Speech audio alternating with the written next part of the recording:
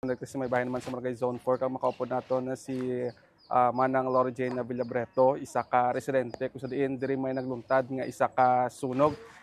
Manang, paano mo pwede mo laragway sa amon kung ano oras ini nagtranspire ining pagkalayo sa isa ka balay dire? Mga 3:55 sir, nagtawag ko kay mamang kami nagsinggit na siya dari sa bodega nga sunog daw mo pag lakat ko dari sa likod pero gadaba-daba na ang kalayo. Hindi ko na ano kung ano gid oras ang sunog.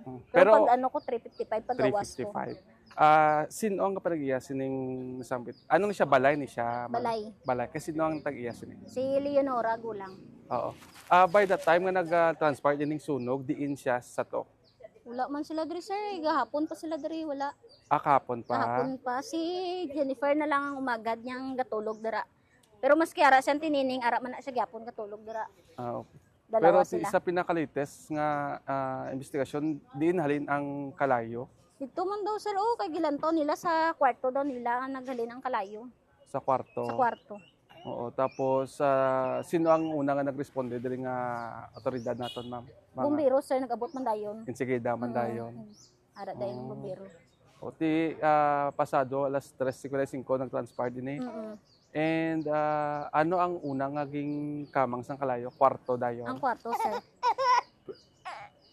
Siya to, naglaptagid bala ang kalayo or Galapta na sir, dako-dako ng kalayo kitong itom na tapos na daw galupok sa sulod. anong unod sang mga balay? Ay, namulan sir. Ay, okay. Sige. Puro abi na dira sa ako, tagtag sa ako ang nilagay So, dali lang na hakop sang kalayo. ang kalayo. Light material. Sige. Dugay na ni nga wala mag-estadre or Hindi, ara, may tao din sir. may tao nga naga-estar. Pero kay kagahapon lang sila may kantuan. Ang yang umagad lang katulog, kabantay. Ara pa diri kagay na ang umagad niya si Jennifer. Oo. Sige. Sige, madamong salamat sa imo manang kagamayong hapon.